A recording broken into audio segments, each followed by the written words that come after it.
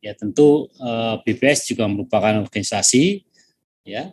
Ya tentu kita akan melihat apa sih sebetulnya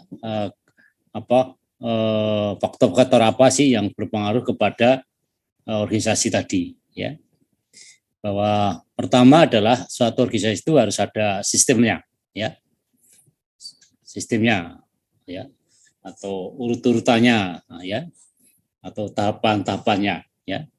Yang kedua harus ada anggotanya, minimum 2 orang lah, gitu ya. Ya, minimum 2 orang, boleh lebih, gitu ya. Kemudian ada kerjasama, ya, ada kerjasama, gitu ya. Ya kalau tidak ada kerjasama, tentu bukan organisasi juga, ya.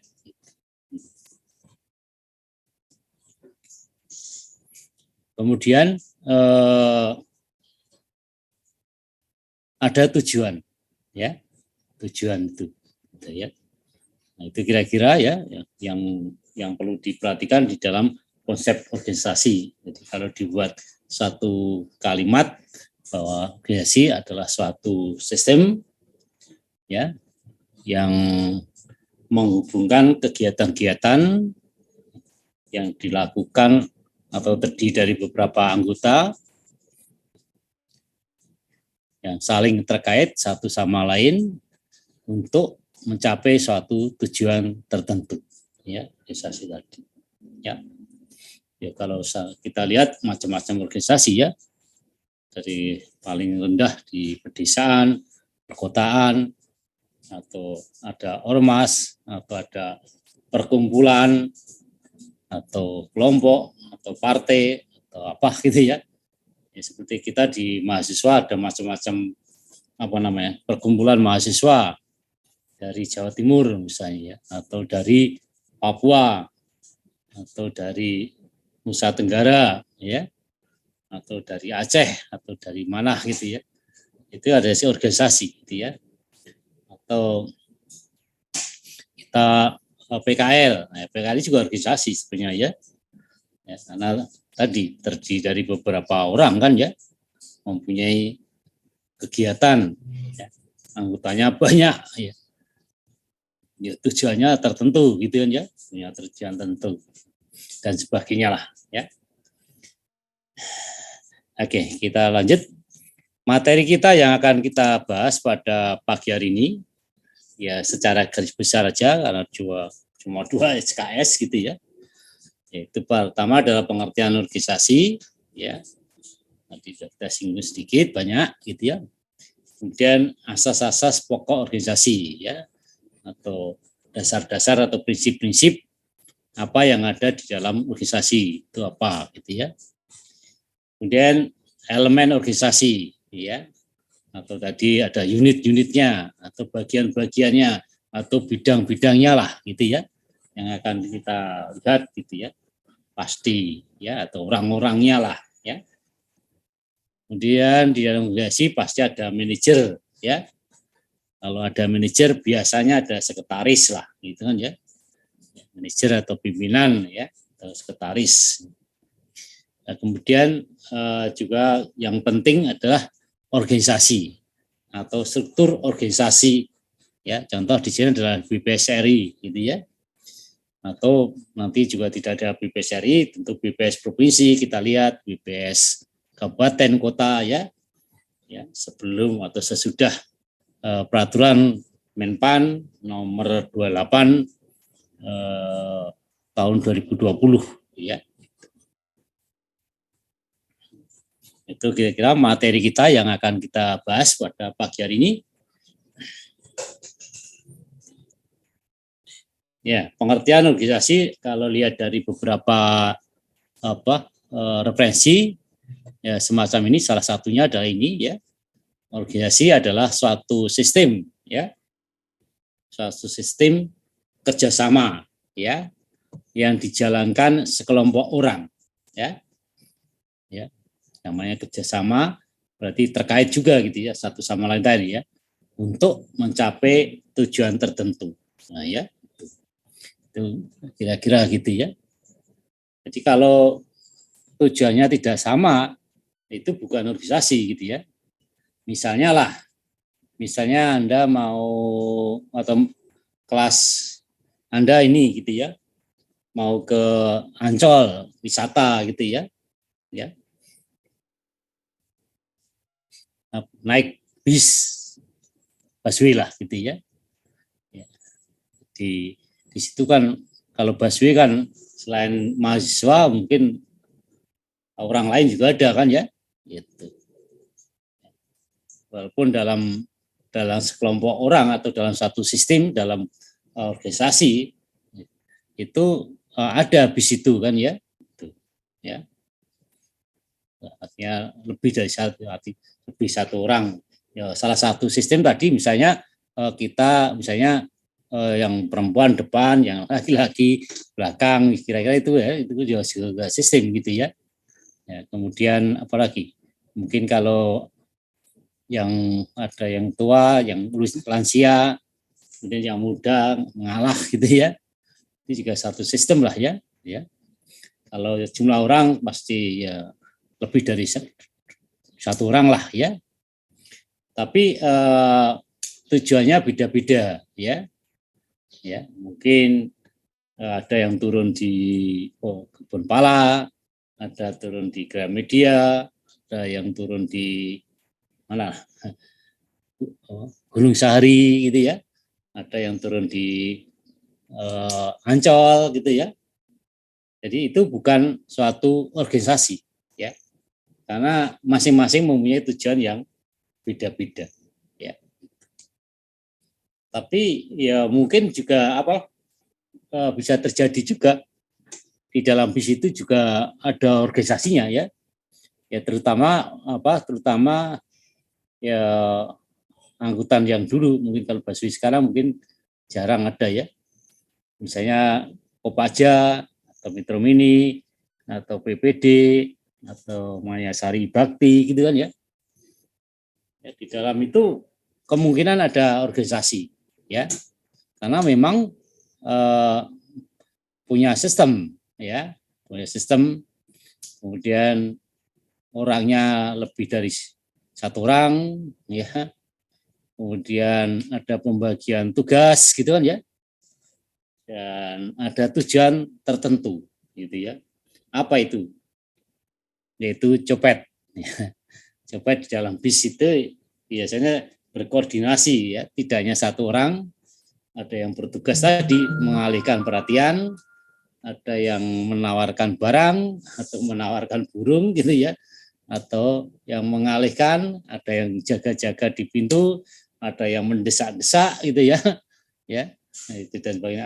Dan ada yang mengeksekusi ya, mencopet atau mengambil HP atau mengambil dompet atau mengambil apa gitu ya, itu juga disebut dengan organisasi ya, karena memang itu termasuk di dalam konsep inilah gitu ya. Kemudian di dalam organisasi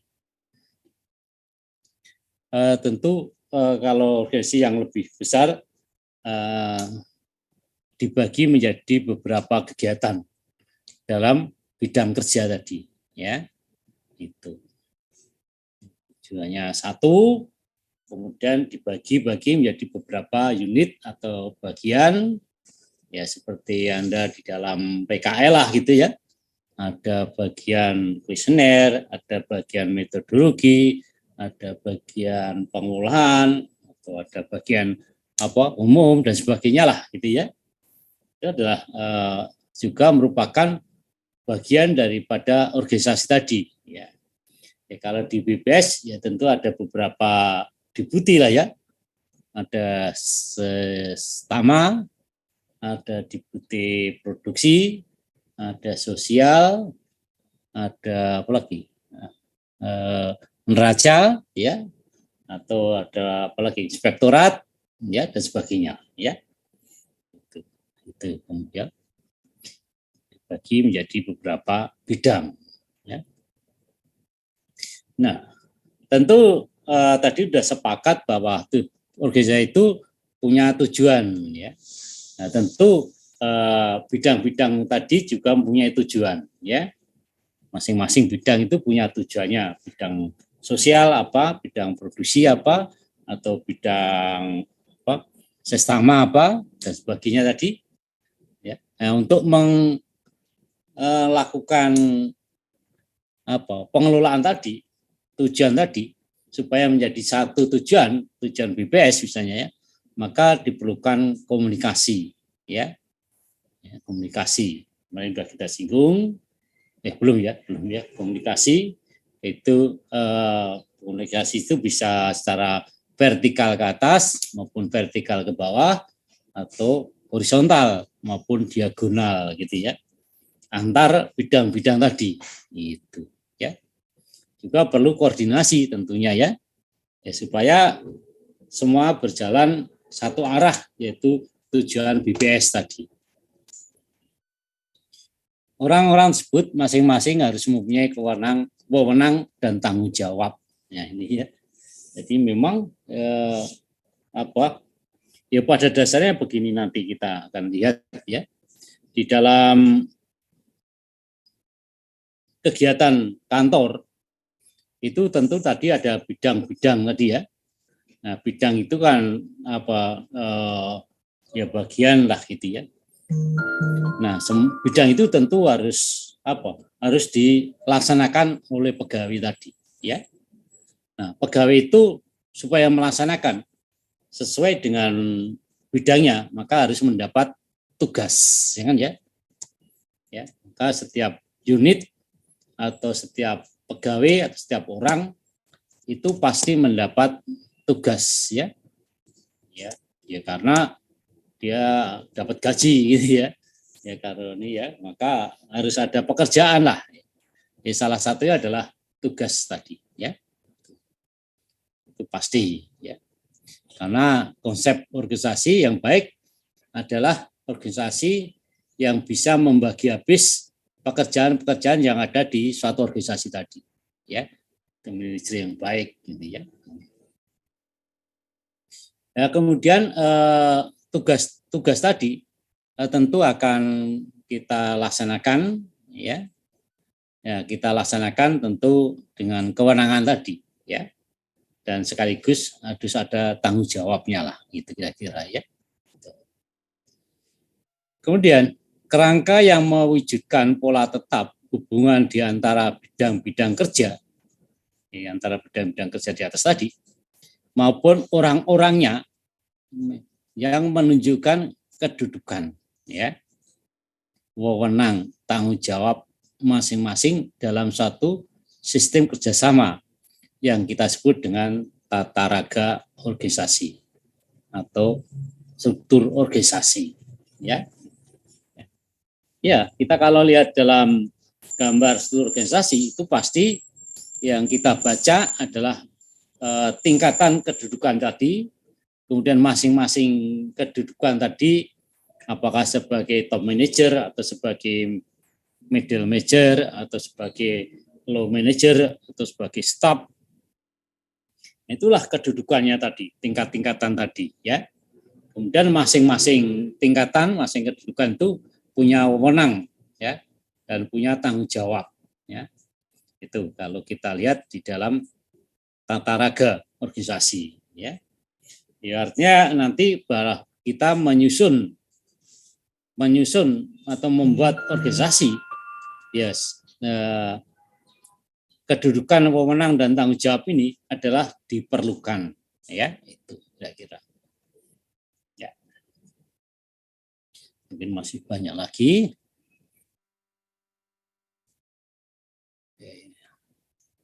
Kemudian istilah pengorganisasian ya. Tadi kita sebutkan ya organisasi, tadi konsepnya ya. Tapi kalau pengorganisasian itu rangkaian kegiatan ya, atau segenap rangkaian kegiatan aktivitas ya di dalam merancang dan membangun struktur yang pokoknya membagi-bagi dan mengelompokkan bidang-bidang kerja yang menetapkan dan menyusun jalinan hubungan kerja tadi.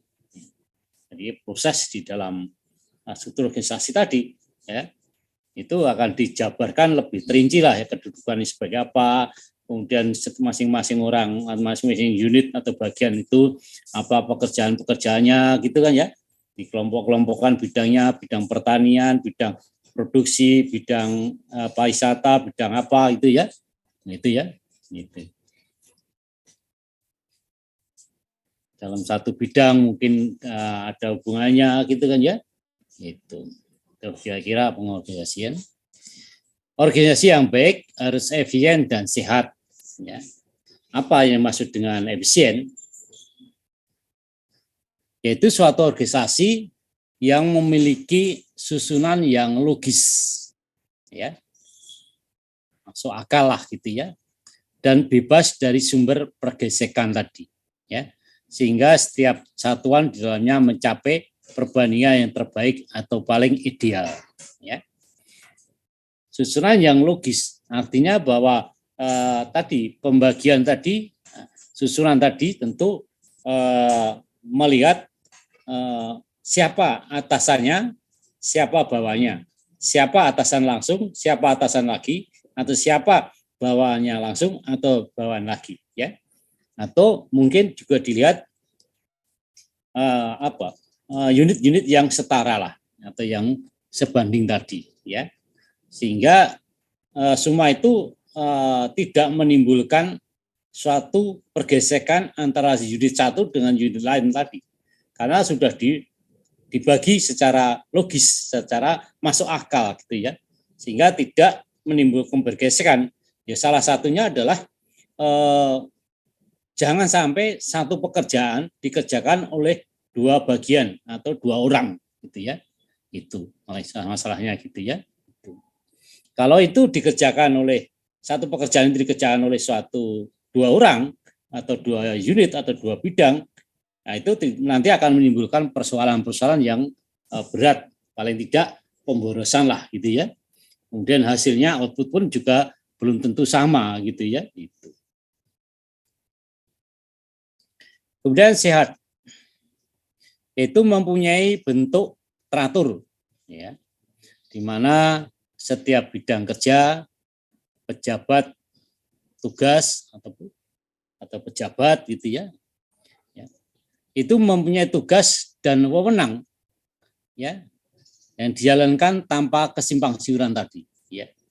Jadi tugas dan wewenangnya itu sudah jelas gitu ya, masing-masing kedudukan itu semua sudah jelas gitu ya, tidak ada timpang siur atau tanpa kesimpang siuran lah ya, itu nggak ada gitu ya, udah jelas ya. Oh, si A kedudukannya apa, tugasnya ini atau bidang ini tugasnya apa ini gitu ya.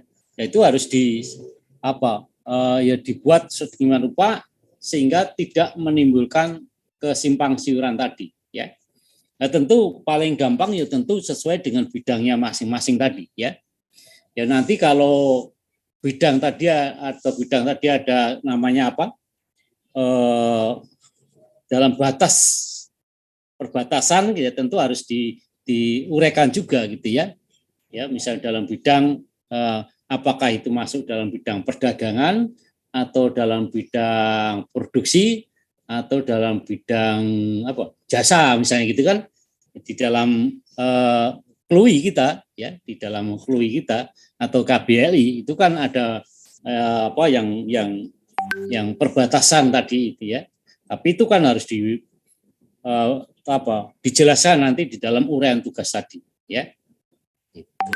Supaya organisasi itu efisien dan sehat.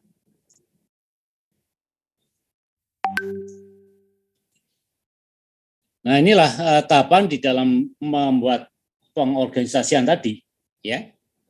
Pertama adalah kita akan membuat tujuan dulu ya. Jadi tujuan itu merupakan dari segala macam awal kegiatan itu harus dibuat ya, itu ya. Ya misalnya menentukan macam dan luasnya ya pekerjaannya ya, macamnya apa, pekerjaan tadi bidangnya apa, kemudian seberapa jauh cakupannya gitu, itu harus dibuat dulu ya atau dilaksanakan gitu ya. Tuh. Karena tujuan itu nanti akan menjadi pedoman pada kegiatan-kegiatan yang berikutnya. Semua harus mengacu kepada tujuan tadi, ya. Atau goalnya kata orang gitu ya. Gitu. Nah, kemudian dari tujuan tadi, ya, kita akan membagi menjadi beberapa fungsi atau beberapa bidang, gitu ya. Ya. Pisahkan. Ya, tadi sudah katakan misalnya di BPS ada deputi produksi, ada deputi sosial, ada neraca, ada analisis, ada inspektorat, itu kan itu dibagi bidang-bidangnya tadi atau fungsi-fungsinya. Ya. Maka fungsi ini adalah sekelompok aktivitas pekerjaan, ya, pekerjaan yang jenisnya sama, ya, jenisnya sama, ya. Berdasarkan apa? Berdasarkan sifatnya, pelaksanaannya, atau urutan-urutannya, gitu ya, gitu, ya. Ya, tadi katakan tadi ya bidang produksi ya tentu bidang produksi sendiri tidak boleh dicampur dalam bidang sosial, gitu kan ya, itu, ya. Nanti di dalam bidang produksi sendiri juga harus dikelompokkan sifatnya yang memang mendekati kesamaan gitu ya, atau pelaksananya bagaimana. Tentu kan kadang-kadang kalau bidangnya beda atau sub bidangnya beda, ya tentu pelaksanaan juga beda ya, atau urut-urutan pekerjaan juga beda ya. Ya misalnya di dalam bidang produksi tentu ada bagian pertanian, ada bagian industri kan.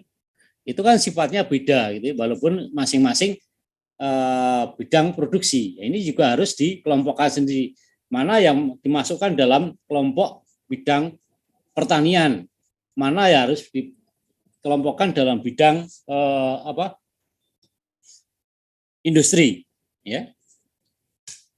Kemudian setelah itu, ya, setelah kita menentukan kelompok-kelompok tadi, ya, atau bidang-bidang tadi, atau fungsi-fungsi, tentu nanti itu hanya pengelompokan daripada cakupan, gitu ya. Tadi kan ruang lingkup ditentukan yang tujuan tadi, di dalam tujuan ini tentu arah ruang lingkup, kemudian baru kita bagi ruang lingkup tadi kan banyak, kemudian kita kelompok-kelompokkan, kita pecah lagi menjadi beberapa bidang berdasarkan sifat pelaksanaan maupun urut-urutan tadi, ya.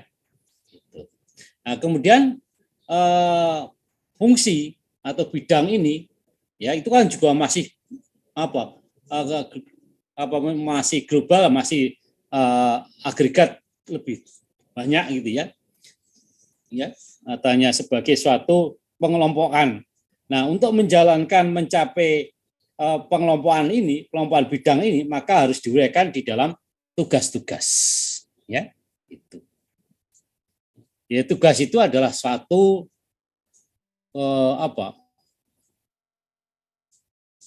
pekerjaan, ya, suatu pekerjaan, ya, yang harus dikerjakan oleh pegawai, gitu ya. Ya, pekerjaan yang harus dikerjakan oleh pegawai, ya, tugas, ya, harus atau wajib maksudnya gitu ya. Ya, itu ya. Ya, artinya tugas itu kalau tidak dikerjakan, ya tentu ada sanksinya, karena harus ataupun wajib tadi, ya. Ya. Nah, ini ya. Nah, masing-masing fungsi kita uraikan tugas-tugasnya, ya. Ya, fungsi Mas tadi bidangnya misalnya tadi bidang pertanian gitu kan ya, tugasnya apa? 1 2 3 gitu kan ya. Nanti di dalam bidang pertanian ada beberapa subbidang ya, bisa ada tanaman pangan, ada hortikultura, ada perkebunan, ada hutan, ada perikanan, ada peternakan dan sebagainya. Ini kan semua dikelompokkan lagi gitu ya. Nah, ini harus diuraikan di dalam tugas-tugasnya. Apa tugasnya bidang bidang tanam pangan itu apa? Bidang horti itu apa? Bidang kebun dan apa dan seterusnya, ya. Itu, ya. Nah, tentu semua itu harus mengacu kepada tujuan tadi, ya, karena memang fungsi itu penjabaran daripada tujuan, Ya, tugas ini merupakan penjabaran dari fungsi tadi, ya. Itu. Oke. Nah, kemudian berikutnya kita akan membuat atau merancang yaitu pelimpahan wewenang, ya, itu ya. Wewenang. Yo, wewenang itu apa sebetulnya ya? Wewenang itu adalah hak yang dimiliki oleh suatu bidang, ya, suatu bidang tadi atau orang, kan di situ bidang itu ada orangnya juga gitu ya. Ya, pejabat lah gitu ya. Ya, yaitu hak yang dimiliki oleh badan, unit atau orang ya untuk mengambil suatu mengambil suatu keputusan atau tindakan di dalam melaksanakan tugas ya ya di sesuatu hak untuk mengambil melaksanakan tugas gitu ya itu ya hak maksudnya gitu ya hak itu adalah sesuatu yang dimiliki yang sudah melekat di dalam bidangnya tadi atau orangnya tadi melekat artinya memiliki gitu ya memiliki tadi ya nah, itu yang tadinya belum punya gitu kan ya tapi karena dilimpahkan tadi dari atasannya gitu kan ya karena kalau pekerjaan itu pelimpahan ya dari kepala BPS melimpahkan kepada Deputi gitu kan ya Deputi melimpahkan kepada direktur gitu kan ya direktur melimpahkan ke bawahan terus gitu kan ya itu ya kan ya nah, mungkin kepala BPS akan mengerjakan sendiri pekerjaan tadi maka dilimpahkan tadi ya artinya dilimpahkan tadi diberikanlah sehingga pegawai atau unit tadi mempunyai hak ya dari hak yang dimiliki oleh badan atau unit atau bidang atau orang untuk mengambil suatu keputusan ya atau tindakan dalam melaksanakan tugas wewenang ya maka pelimpahan tadi ya dilimpahkan seperti itu ya udah ya ya contohnya apa ya contohnya misalnya apa ya misalnya anda ya mengoperasikan apa ya mengoperasikan perangkat ya komputer lah ya dengan baik ya paling gampang bayangin susah gitu ya misalnya adalah Anda melakukan pengentrian data lah ya itu kan pelimpahan dari atasan Anda ya Anda mendapat tugas untuk melakukan entry data atau membuat program komputernya lah gitu ya atau apalah gitu ya itu misalnya melakukan validasi atau apa pekerjaan-pekerjaan yang berhubungan dengan pengolahan gitu ya misalnya tabulasi atau merancang tabulasi atau merancang yang lain gitu ya atau program tadi entry data itu kan diberikan hak ya sehingga seorang pegawai yang sudah diberikan wewenang untuk membuat program itu mempunyai hak dia itu ya akhirnya melakukan pelimpahan tadi ya itu ya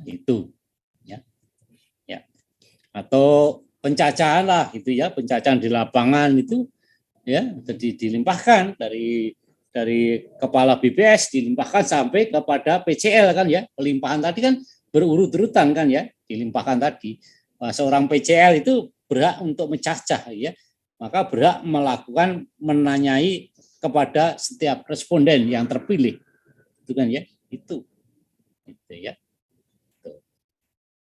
nah sampai situ ya nah, dikatakan sini bahwa pemberian wewenang kepada petugas untuk melakukan tindakan dalam tugasnya tadi ya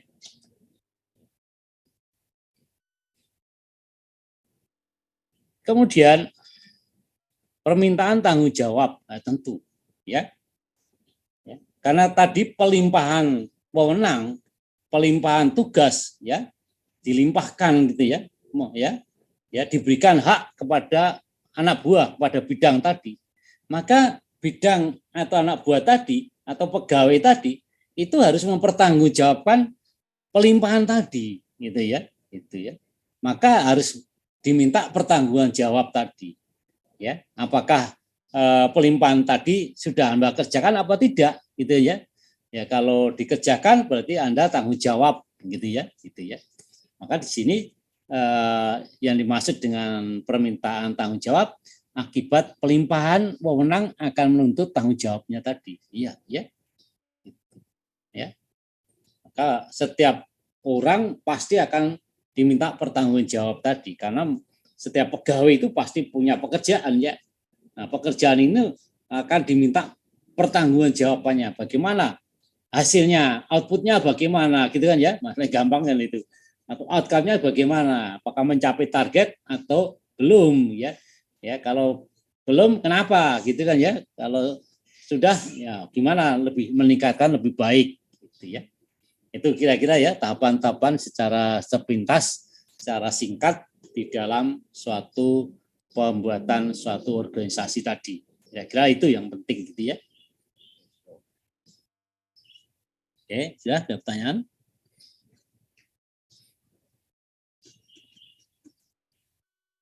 Ya, sudah ya, jelas ya.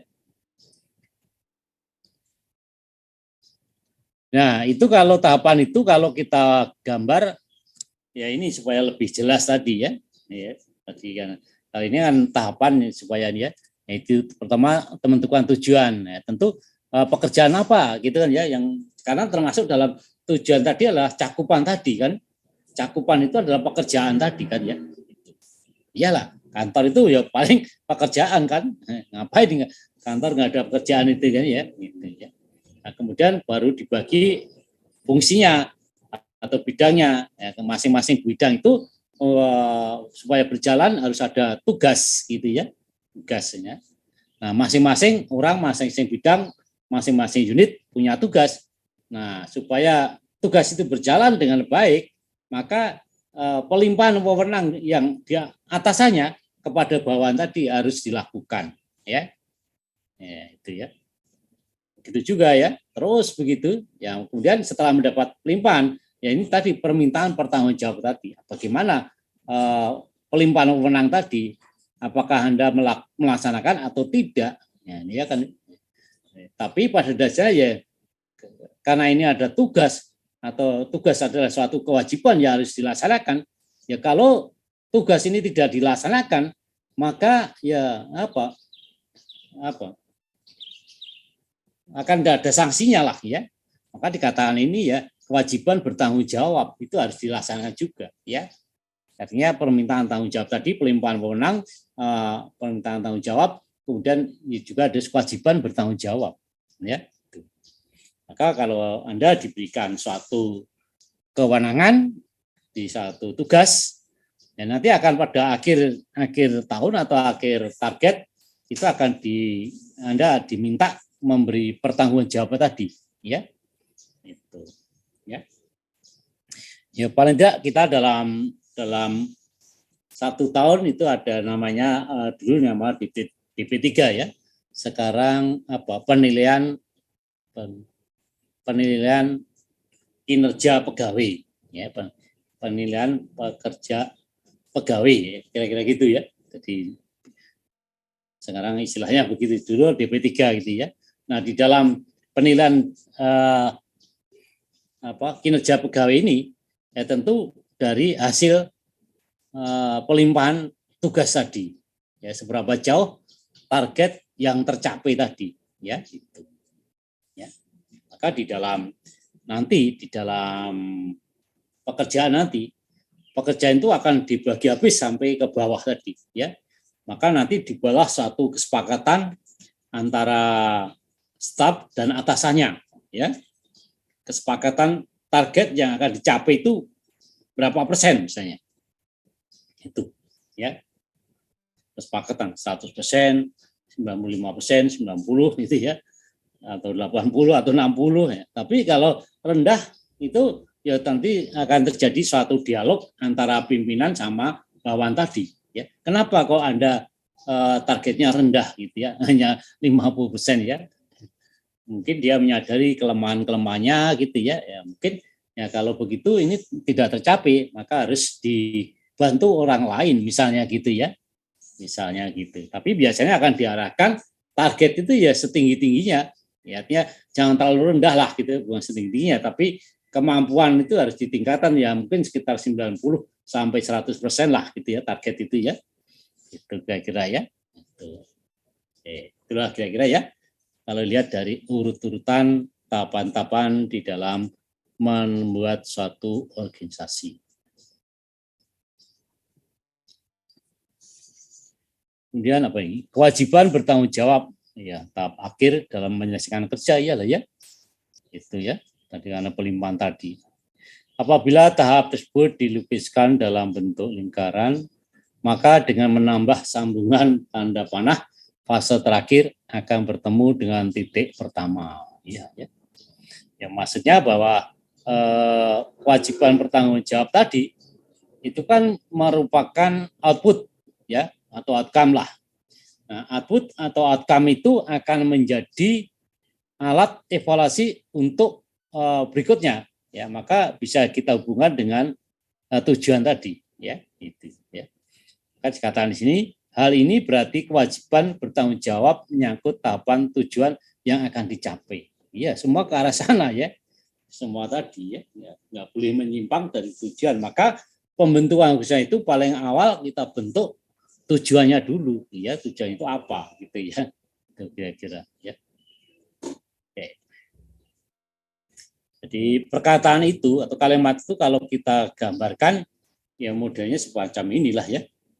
Yang tadinya adalah tahap pertama tujuan, pekerjaan, fungsi, tugas, pelimpahan, permintaan, kewajiban. Nah ini bisa kita menjadikan apa? Feedback untuk memperbaiki tujuan yang dicapai tadi ya. Ya, kewajiban atau output tadi ya. Kewajiban kan bertanggung jawab tadi ya. Gimana capaian kinerjanya pada seorang pegawai, nah ini akan menjadi alat evaluasi untuk menentukan tujuannya lagi, apakah benar atau tidak, apakah tujuannya itu terlalu tinggi sehingga tidak tercapai ya, atau mungkin terlalu rendah malahan gitu ya, atau di dalam pekerjaan-pekerjaan tahapan ini ada kendala-kendala sehingga tujuan itu tidak tercapai, bisa juga gitu ya, itu kira-kira.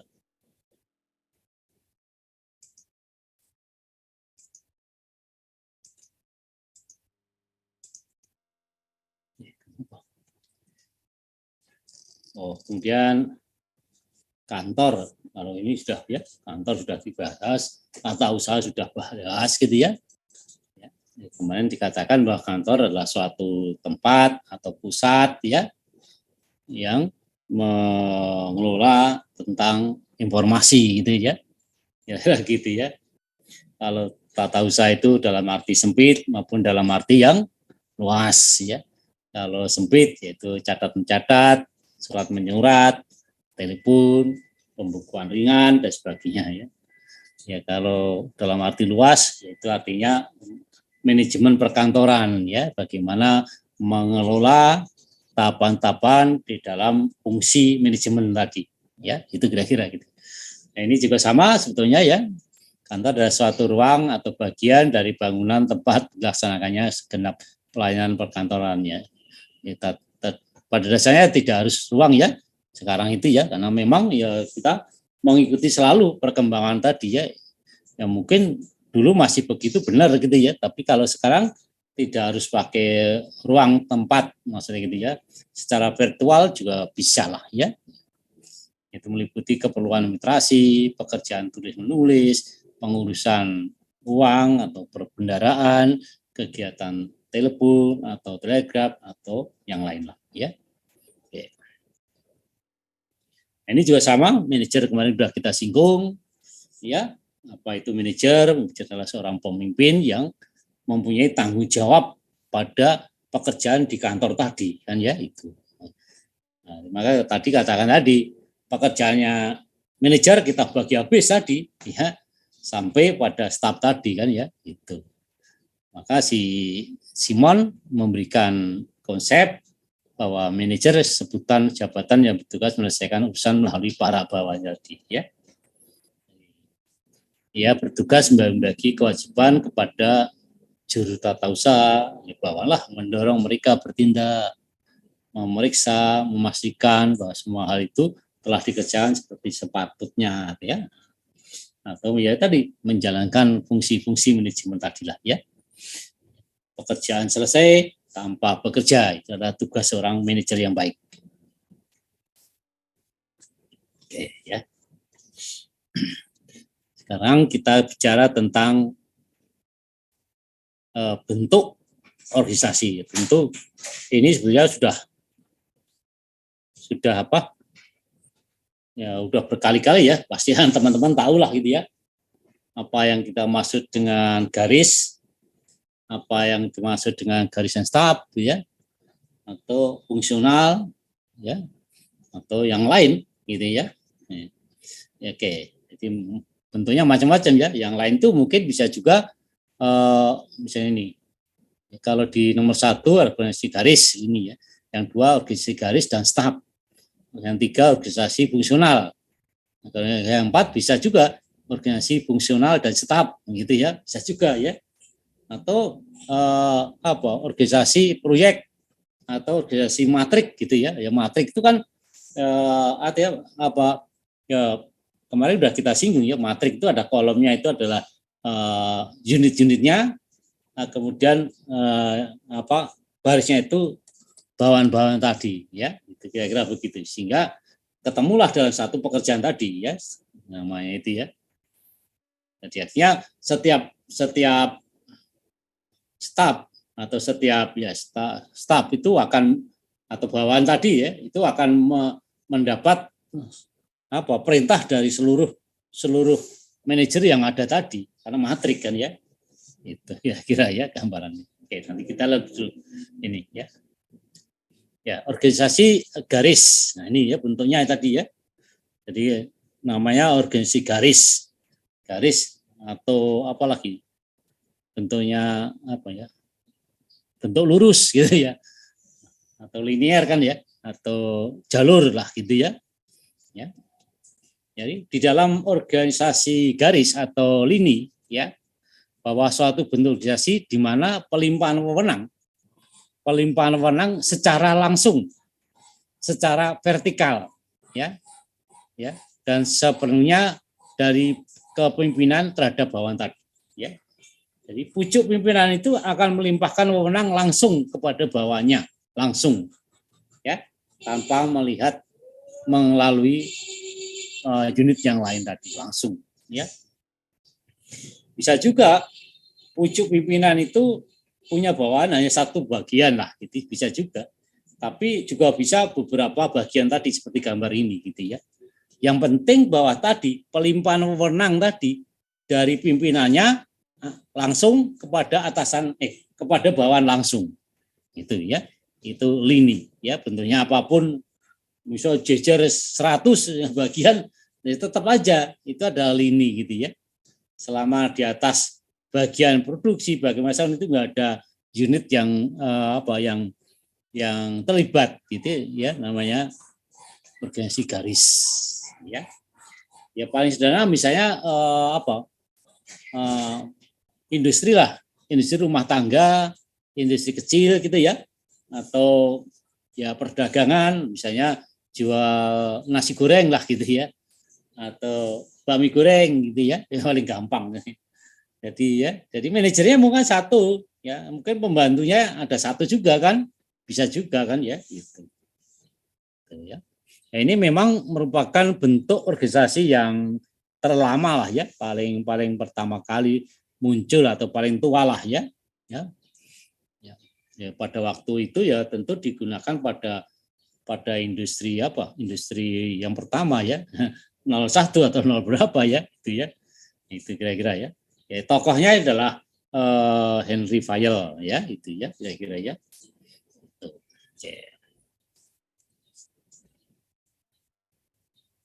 Ciri-cirinya digunakan bagi organisasi yang masih sederhana dan kecil ya, karena ya namanya baru atau masih kecil ya paling praktis lah ya, kita menggunakan manajernya ada satu bawahnya itu ya langsung berhubungan itu ya memang ya apa untuk si yang sederhana dan kecil itu cocok lah ya gitu ya. Yang paling tidak tadi lah ya hubungan antara pimpinan dan bawahan itu masih bersifat langsung ya melalui garis kewenangan. Ya, Anda lihat ya di dalam tadi kan ada ya ke bawah ini garis kewenangan kan ya ini ya ke bawah ini garis kewenangan istilahnya ya ya artinya pelimpahan wewenang tadi lewat garis ini gitu kira-kira ya ya garis ya bukan titik-titik ya. Kemudian keakraban antar tenaga kerja atau karyawan sudah dapat sudah ya paling enggak karyawan sudah dapat saling kenal ya saling kenal lah gampang ya ya karena memang kecil kan ya kalau kecil itu pasti kenal lah gitu ya.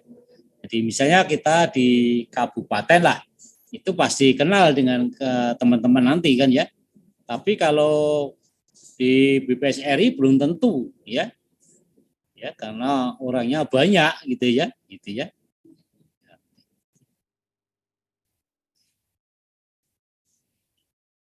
ya karena tadi jumlah karyawannya sedikit gitu ya kenal lah gitu ya. Kemudian spesialisasi kerja masih belum tinggi iya lah ya karena memang ya belum dibagi bidang-bidangnya misalnya secara detail gitu ya artinya kecil lah ya kalau belum banyak ya apa namanya sesuai bidangnya tapi ya perlu antara pegawai itu bisa mengetahui pekerjaan tadi ya karena memang ya harus tahu karena kalau salah satu tidak masuk ya harus bisa mengganti gitu loh Mas Egy ya itu kira-kira ya jadi artinya nggak perlu yang spesial ahli ini ya nanti malah nggak bisa ngerjakan yang lain misalnya gitu ya karena memang di dalam lini tadi itu all round pekerjaannya tadi ya apa saja harus bisa lah gitu ya ya tadi katakan misalnya tukang bami goreng lah tentu bisa masak bisa menyajikan bisa isa-isa bisa meracik ya atau belanja dan sebagainya lah gitu ya kalau melakukan pelayanan pada yang makan itu kan juga macam-macam gitu ya pekerjaan tadi bukan ahlinya misalnya ini bagian ahli masak sendiri ini bagian penyajian sendiri ya atau bagian penjualan sendiri nggak perlu ya kalau di dalam lini tadi kan ya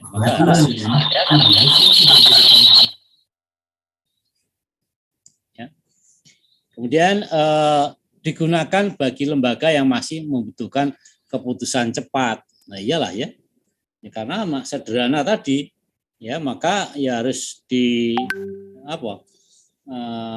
diterapkan di dalam organisasi yang sederhana tadi untuk mengambil keputusan cepat tadi ya karena manajer sama bawahan itu ya dekat gitu ya beda kalau tahap kedudukan itu bertingkat gitu kan ya itu kalau mengambil keputusan kan lewatnya panjang sekali gitu ya kalau ini langsung dari atasan top manager kepada bawahan tadi maka ini keputusan itu bisa kita ambil secara cepat ya maksudnya di sini bahwa top manager kemudian bawahannya itu artinya apa sebagai pelaksana lah gitu ya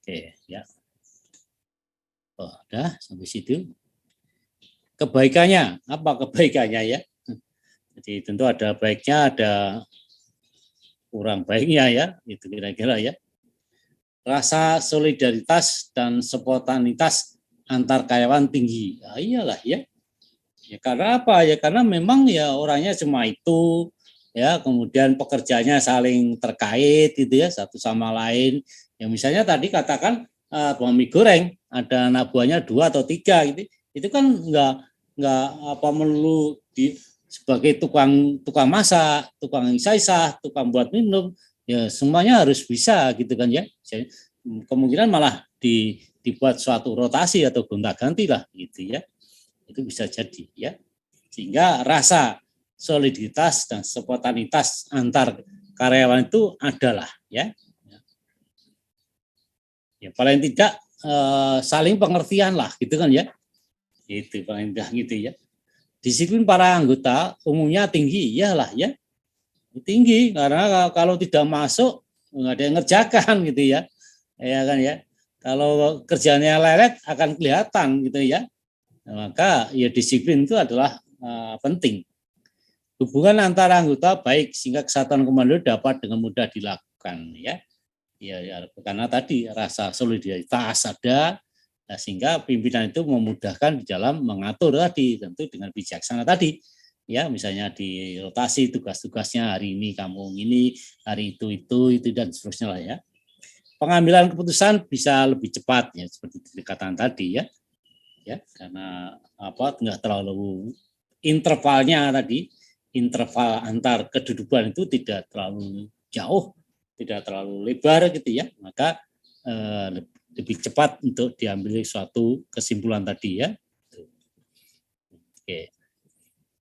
Atau pengambilan keputusan, decision making kata orang.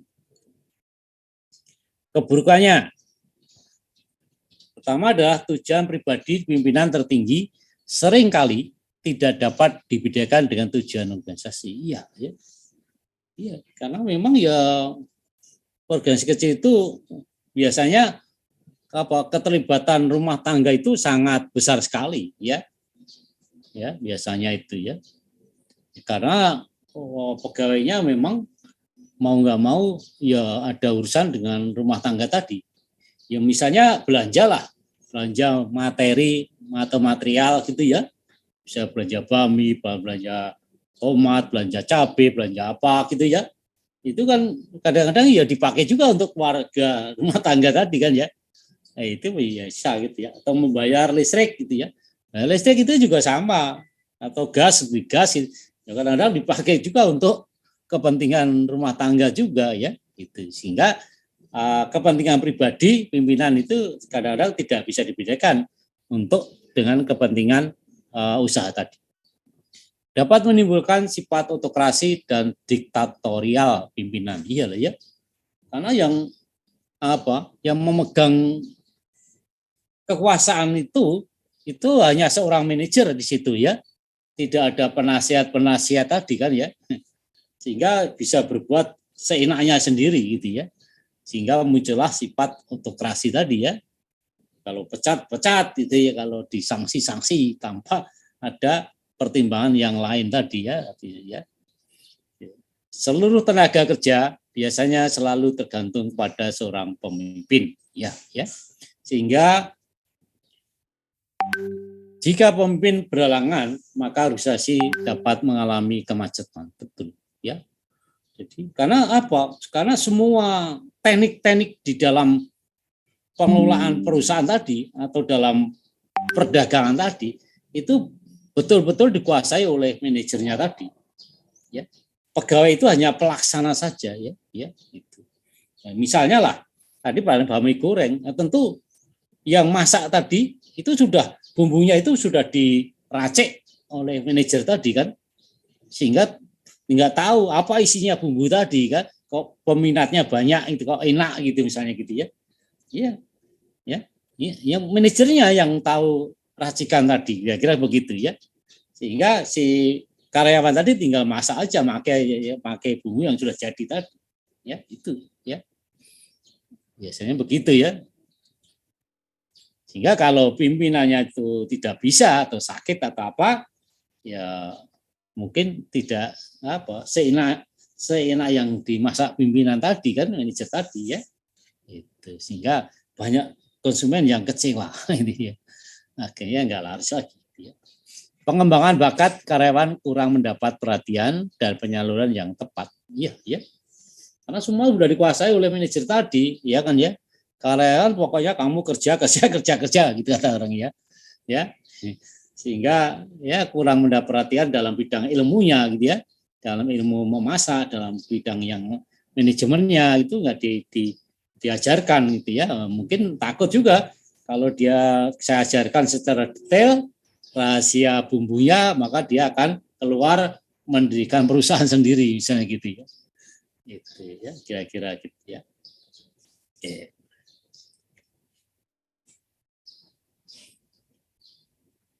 Itu kira-kira organisasi garis ya.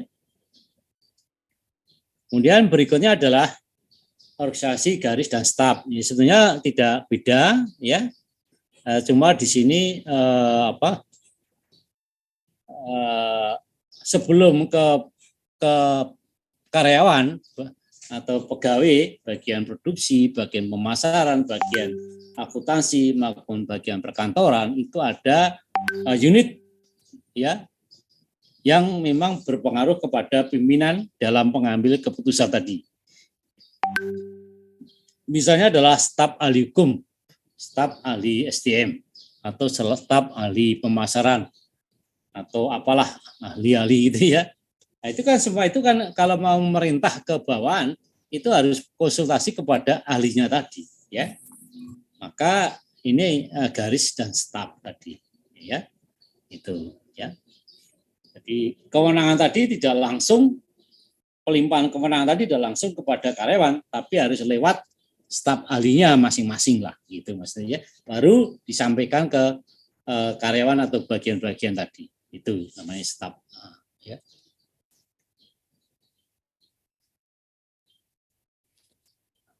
Kemudian apa ini? Kebaikannya.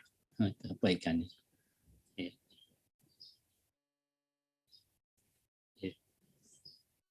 Ya, tadi katakan tadi bahwa pelimpahan wewenang dalam organisasi ini berlangsung secara vertikal dari seorang atasan pimpinan hingga pada bawahnya, tapi lewat staf tadi, ya, ya, itu kira-kira. Oke. Jadi tugas seorang staf adalah untuk membantu memberikan pemikiran, nasihat atau saran atau memberikan apa data atau informasi dan lainnya, ya. Untuk pelayanan kepada pimpinan untuk dipertimbangkan dalam suatu ketetapan tadi misalnya gitu ya atau kebijakan tadi ya, maka diperlukan staf tadi ya.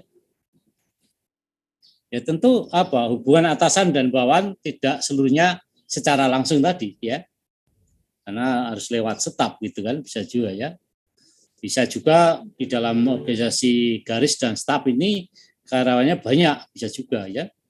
Boleh tadi organisasinya juga bisa diperbesar lah gitu ya. Ya pada dasarnya di dalam organisasi staf dan organisasi garis dan staf itu ada dua kelompok besar lah ya. Pertama adalah personil ini, yang kedua adalah personil staf tadi ya. Yang ini tadi yang kita sebut dengan tenaga tadi atau yang staf tadi adalah stafnya tadi kan ya. Itu kira-kira gitu ya. Ya, tentu kebaikannya ada pembagian tugas yang jelas, yaitu karena sudah ada bagian-bagian tentu sudah sudah lewat para ahli tadi gitu ya, sehingga pembagian itu bisa dikatakan jelas lah ya. Kerjasama, koordinasi dan pengendalian dapat dilakukan dengan sebaik-baiknya tadi ya, karena sudah ada selain top manager, ada staf tadi paling tidak juga bisa mengkoordinasi, melakukan kerjasama, pengendalian dan sebagainya lah ya. Pengembangan bakat karyawan terjamin, iya ya, karena penilaian secara objektif ya. Karena penilaian itu kalau satu orang biasanya cenderung subjektif gitu ya, tapi kalau banyak orang ya harapnya objektif gitu ya. Sehingga pengembangan bakat karyawan itu akan terjamin lah ya. Disiplin dan gairah kerja tinggi. Nah ini karena rangsangan untuk mengembangkan prestasi tadi ya, pengembangan bakat dan baginya itu ya. Dan itu ada penilaian gitu ya.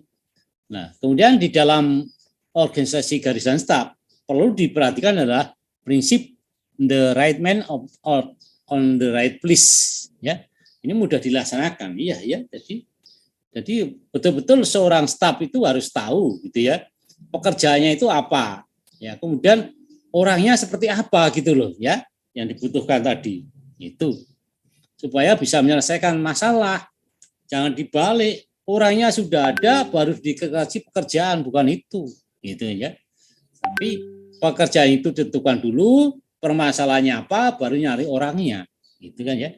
Nah, ini para ahli tadi kan tahu, ini ahli dalam bidang pemasaran, ahli dalam pengolahan. Nah, itu para staf ahli tadi, ya, sehingga tepat di dalam menempatkan seorang pegawai tadi.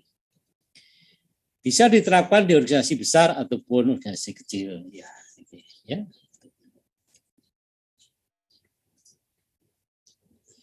Kemudian keburukannya, ada beberapa bentuk keburukannya, ya. Antara kelompok kerja seringkali terjadi persaingan yang tidak sehat tadi, merasa lebih tinggi, ya. Ya tadi karena keterbukaan di dalam dalam berkarya tadi yang dinilai oleh para staf tadi, the right man on the right list tadi, ini akan berpengaruh juga pada persaingan tadi, ya. Kemudian berebut ke jabatan basah tanpa perhitungan keahlian. Ini ya. Artinya kalau ini terjadi KKN lah gitu ya, antara tadi staf sama pegawai, bisa jadi ya tidak melihat itu ya. Tugas pokok organisasi di nomor 2 kan ya, tadi ya. Yang penting hubungan kerabatan antara staf ahli sama pegawai tadi baik-baik saja. Harus kerja dalam proses pengambilan keputusan seringkali berbelit-belit. Ini ya karena bertingkat-tingkat tadi bisa juga ya. Bila tidak diawasi bisa menimbulkan KKN tadi ya. Di kong-kalingkong antara tadi staf sama pegawai di bawahnya tadi bisa juga ya tanpa diketahui oleh top manager tadi ya.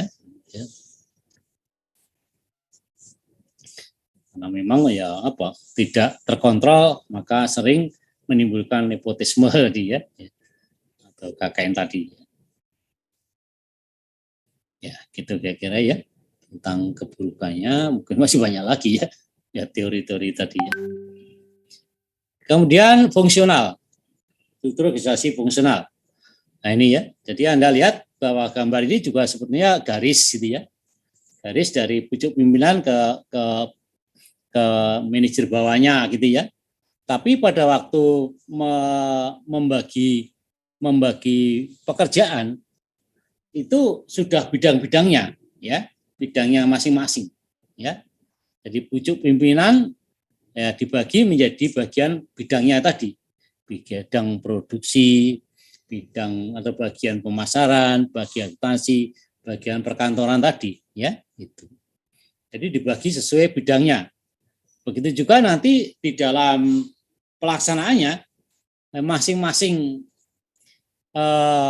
bagian tadi itu akan membagi ke seluruh staf atau seluruh fasilitas yang ada atau seluruh unit yang ada di bawahnya tadi ya. Ya misalnya bagian produksi itu bisa juga membagian pekerjaan di bagian produksi itu ke kantor A, pabrik B, kantor penjualan, kantor keuangan, juru tata usaha ya. Begitu juga bagian pemasaran bisa ke lima-limanya atau bagian akuntansi juga lima-limanya, bagian perkantoran juga begitu ya. Maka dikatakan sebagai bidang tadi ya. Oke. Ya, kebaikannya proses kerja cepat, terarah dan lebih terprogram ya karena sesuai bidangnya tadi kan ya. Sudah ahlinya lah gitu ya. Sudah tahu. Ya. Kemudian pemanfaatan anggaran, personal dan peralatan tepat. Iyalah ya karena sudah tahu tadi kan ya. Kenaikan pangkat para pejabat fungsional dapat lebih cepat sesuai dengan prestasinya. Iya, ya. Ya tadi kan pekerjaan itu dibagi-bagi kan nanti siapa yang cepat, siapa yang produktif tahuan ya. Karena fungsional tadi ya tadi bidangnya tadi sesuai dengan fungsionalnya, gitu, sesuai bidangnya tadi ya. Ya. Sehingga kenaikan pangkat bagian fungsional itu lebih cepat daripada kalau bagian struktural kata orang gitu ya. Seperti di BPS begitu juga ya. Karena kalau bagian struktural itu kenaikan pangkat itu ya pada umumnya 4 tahun ya, 4 tahun ya. Kecuali punya pendapat ya. Menemukan inovasi yang baru lah gitu ya. Ya, artinya prestasinya luar biasa gitu ya. Maka bisa 3 tahun ya. Tapi kalau bekerjanya standar-standar dan ya prestasinya nggak terlalu menyolok, ya tetap 4 tahun tadi ya.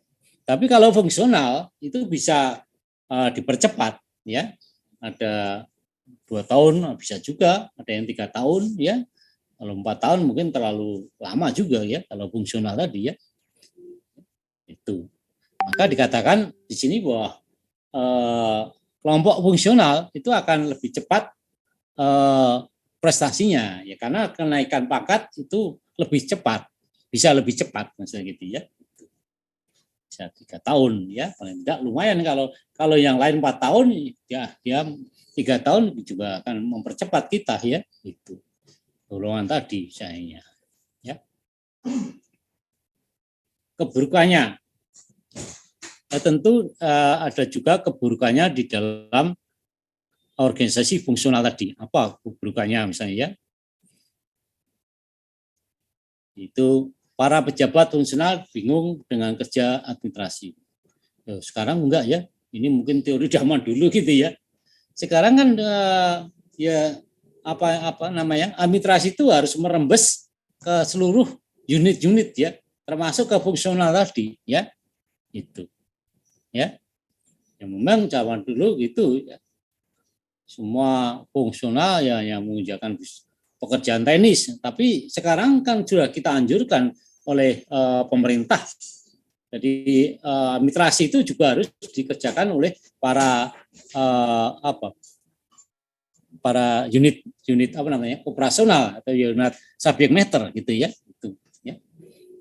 Nah, ini sekarang udah mulai semua fungsional ya bergerak, tidak hanya teknisnya tapi juga administrasinya ya. Dulu pernah bahwa misalnya Pak Ardius lah ya, dulu dia orangnya malas gitu ya, ngurus fungsional itu malas karena mungkin sudah kaya gitu ya, tapi ya saya bantu dikit-dikit ya akhirnya bisa mengurus jabatan fungsional gitu ya sampai sekarang gitu ya, itu ya karena dia malas dalam bidang administrasi ya, gitu ya. Malahan sekarang mengajar MSDM ya, gitu ya. Ya itulah hidup.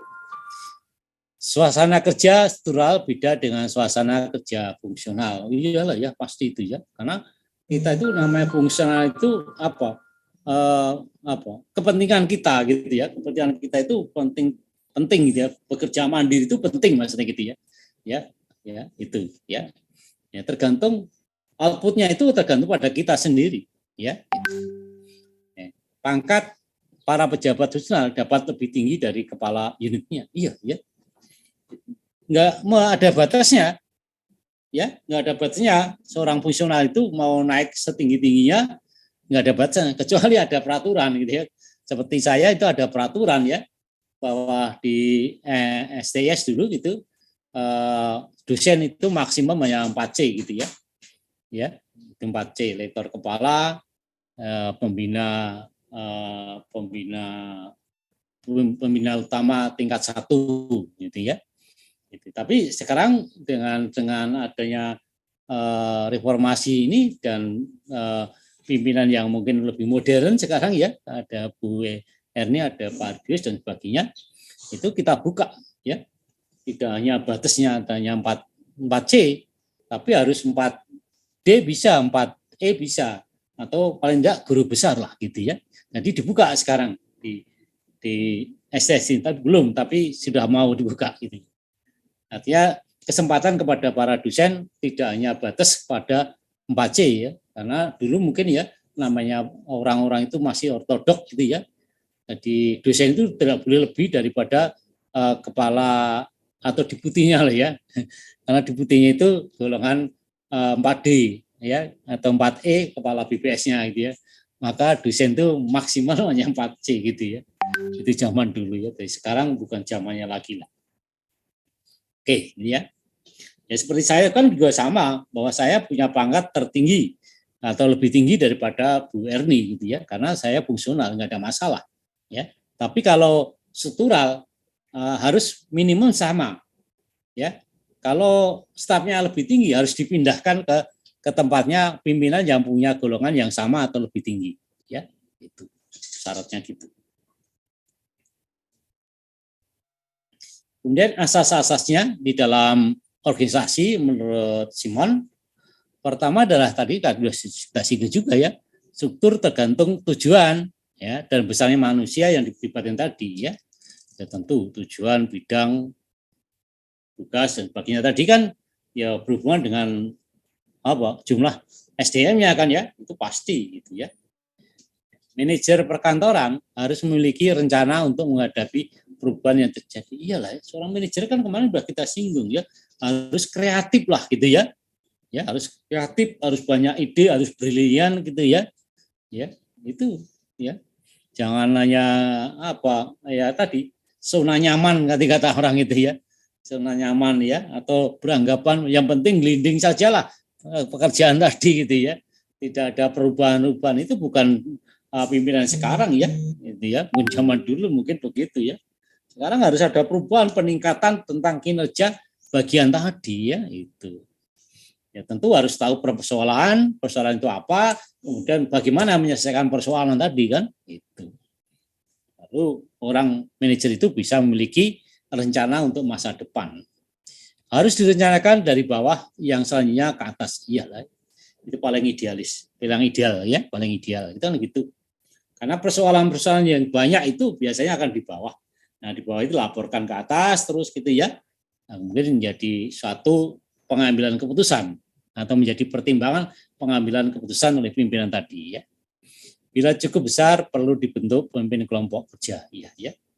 Dibuatlah ya kalau memang organisasi banyak ya mungkin harus dibuat kelompok-kelompok gitu ya. Ya seperti zaman dulu tempat BPS itu begitu. Paling tinggi kan dulu kasub atau kasir ya. Nanti karena buahnya itu kan banyak, jadi dibuat kelompok satu siapa koordinator, kelompok dua siapa, kelompok tiga itu ya. Gitu. Ya seperti sekarang adanya peraturan pemerintah Menpan RB nomor 8 2020 itu kan kelompok artinya fungsional gitu ya. Di eselon 3 dan eselon 4 dibubarkan diganti kelompok gitu ya. Itu. Ini dari Simon juga mungkin ya. Apa idenya tadi perlu adanya rentang pengawasan yang sesuai dengan sederhana rumitnya pekerjaan ya rentang pengawasan itu ya tingkatan tadi dari top manager sampai ke bawah itu berapa tingkatan gitu kan ya sebaiknya ya sederhana lah gitu ya tidak rumit-rumit betul gitu ya kalau ini terlalu tinggi banyak maka akan menimbulkan ini ya koordinasi susah koordinasi dan sebagainya pengawasan juga susah kan ya itu ya jadi memang antara perlu adanya rintangan pengawasan dan usaha tingkat jangan terlalu banyak itu saling terkait ya gitu ya tapi ya tentu akan dilihat dengan apa di lapangan masing-masing lah ya seperti BPS kan tingkatan itu tadinya banyak tapi oleh pemerintah potong lah gitu ya sehingga sekarang tinggal eselon 1 kepala BPS, eselon 2, eselon 1 kepala BPS sama deputi dan eselon 2 direktur saja. Yang bawahnya nggak ada. Ini salah satunya itu ya tindakan daripada pendapat Simon tadi disederhanakan tadi. Dan tingkatan tidak terlalu jauh gitu ya. Ya maka kepala BPS kan deputi di bawah deputi ada direktur sudah cukup gitu kan ya. Nanti itu jabatan ya maka 2 tingkat ya tidak lebih dari 2 tingkat gitu ya itu kira-kira mungkin perlu diangkat wakil-wakil iyalah ya jadi selama itu pekerjaannya banyak ya diangkat wakil mungkin tidak ada masalah ya karena wakil itu mewakili artinya ya serep ya sebagai serban ya atau sebagai cadangan ya atau membantu lah ya seperti kementerian yang pekerjaannya luas ada wakilnya tapi kalau kementerian yang tidak luas ya cukup menteri aja. Nah, kemudian pengertian sintrasa di desentralisasi saya kira sudah kita pelajari ya, tidak perlu kita tengok lagi ya, cukuplah ya. Ya, ini sebenarnya sudah sama. Ya, pada dasarnya bahwa di dalam sentralisasi, ya spesialisasi itu hal yang sangat penting. Artinya memang diperlukan lah, karena namanya sentral, pusat, ya sesuai dengan keahliannya lah, ya. Nanti kalau tidak ahli ya tentu beda lagi, bukan sentralisasi, ya, malah disentralisasi. Dengan asas spesialisasi pelaksanaan kerja jadi lebih sederhana, lebih cermat, lebih cepat dan menghambat, ya, karena sesuai dengan keahlian tadi. Tapi spesialisasi harus terbatas. Over specialization menimbulkan kebosanan kerja dan menghambat timbulnya pengetahuan. Ya, perlu diatur lah, ya, kalau memang itu timbul bosan tadi, ya. Maka harus ada rotasi lah, gitu, ya. Dari bagian ini ke bagian ini dipindah supaya tidak jenuh. Ya, menurut Geoffrey Mill dan Oliver Standingford, nah ini disebutkan bahwa pemisahan keterampilan yang berlainan, iyalah namanya spesialisasi, memisahkan yang sederhana dan rumit, ya, menggunakan pengetahuan yang khusus, betul, ya, memungkinkan pemeriksaan sendiri, ya sesuai ahlinya lah, ya, orang lain nggak bisa, ya, mencegah kecurangan, ya.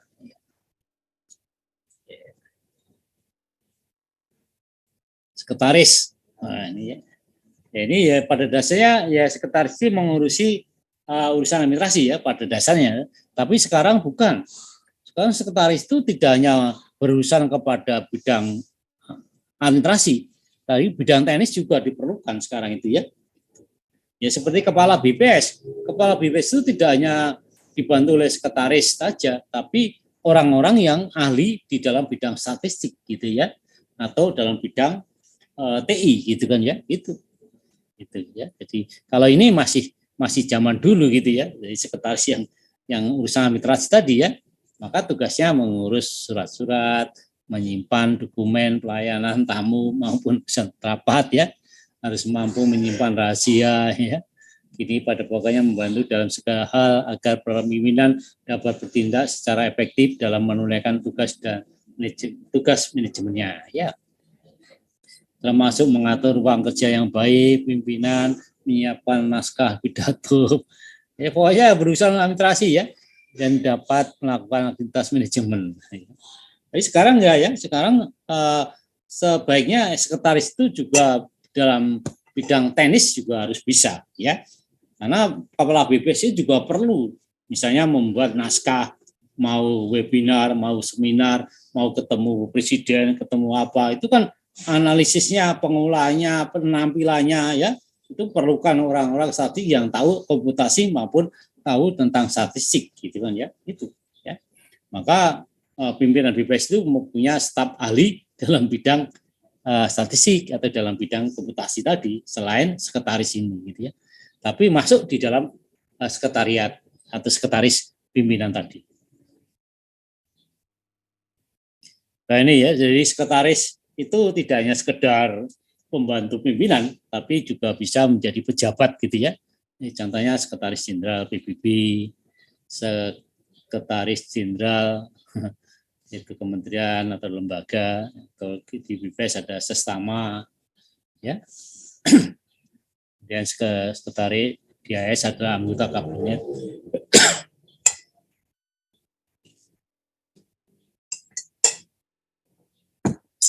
Kemudian ada sekda, ya, pejabat tinggi, ya, itu kira-kira. Keterampilan kemampuan sekretaris, ini masih tadi tata usaha tadi, ya, harus menguasai tata usaha, harus menguasai bahasa, mesin, angka, kemampuan menghitung, ya, sederhana itu, ya, hubungan masyarakat, humas, steno, telepon, pengetikan, ya, mampu memakai komputer, ya, sederhana aja, gitu, ya, sampai program-program yang sangat mendetail, penampilan data-data dan sebagainya, pengolahan, analisis statistik, gitu, ya. Ya. Oke, kita langsung kepada struktur organisasi BPS. Ini ya, ini adalah setelah adanya peraturan Menpan RB ya, nomor 28 tadi. Jadi kepala BPS sebenarnya masih sama kalau yang ini ya, karena perubahan itu hanya eselon 3 sama eselon 4. Jadi eselon 1 dan eselon 2 sama pada dasarnya ya. Jadi ini adalah kepala BPS, sekretaris utama, dan deputi ini adalah eselon 1 ya. Eselon itu adalah tingkatan jabatan lah gitu ya. Tingkatan jabatan ya. Dari pangkat yang tertinggi namanya eselon 1. Justru dibalik ya. Ya, jadi ada eselon 5 itu ya paling bawah, eselon 4 itu kasih gitu ya, eselon 3 itu kabak gitu ya. Kemudian eselon 2 itu direktur. Kemudian eselon 1 di sini ada kepala BPS sama deputi. Ya, sama sekretaris ya. Nah, ini adalah kepala BPS, tentu teman-teman udah tahu apalah, dibantu oleh sestama. Ini ya. Nah, di dalam sestama itu ada biru-biru. Nah, ya. Biro Bina Program, Biro Keuangan, Biro Kepegawaian, Biro Hubungan Masyarakat dan Hukum, Biro Umum ya ini ya. Ini ya. Jadi di dalam bidang administrasi di bawah sekretariat utama itu biro namanya ya. Ini eselon 2. Tapi di bawah deputi ya, itu namanya direktorat ya. Jadi artinya yang teknis ini namanya direktorat, kalau yang administrasi namanya biro.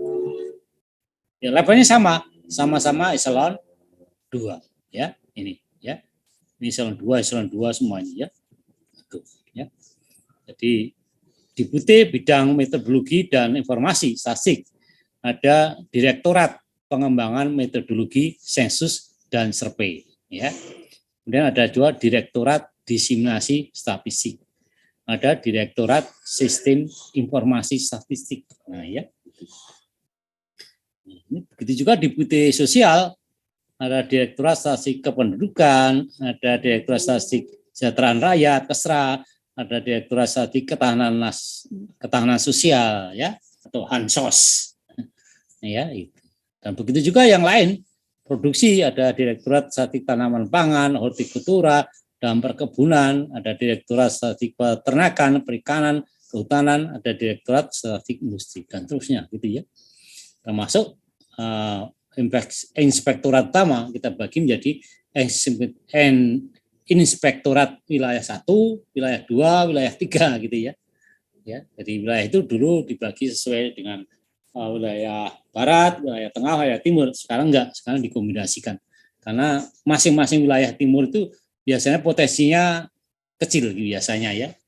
Ya, kemudian kalau di barat besar gitu, maka dikombinasikan sekarang tugas ya. Itu ya kira-kira. Nah, kemudian kepala BPS dibantu juga oleh Politeknik Statika STS ya, Polstat kita ya. Ya, Pusat Pendidikan dan Pelatihan Pusdiklat. Nah, ini levelnya adalah selevel dengan biro ini, selevel dengan inspektorat tadi ya. Maka sejajar di sini ya. Ini garis komandonya masih dari kepala BPS, tapi juga terkait dengan sestama tadi.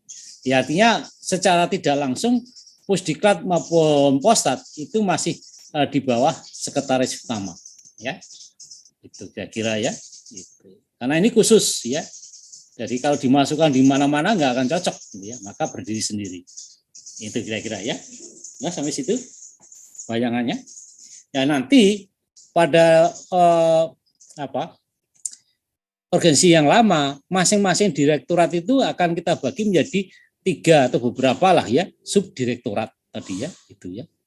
Ini juga dibagi subdirektorat, ini juga bagi beberapa subdirektorat ya, misalnya produksi lah, ini paling gampang karena ini tertulis semua ini ya. Direktorat Statistik Tanaman Pangan, nah ini sendiri. Subdirektorat Statistik Tanaman Pangan, subdirektorat hortikultura, subdirektorat perkebunan ya. Ini juga sama. Kita bagi menjadi subdirektorat statistik peternakan, subdirektorat perikanan, subdirektorat kehutanan ya. Gitu. Nah, industri juga gampang. Ada industri besar dan sedang, ada industri kecil dan rumah tangga, kemudian konstruksi, ada pertambangan gitu ya. Gitu.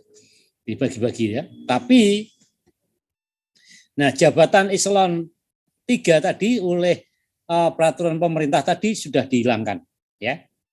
Ya, tapi bagiannya masih ada, ya. Artinya namanya masih ada, ya.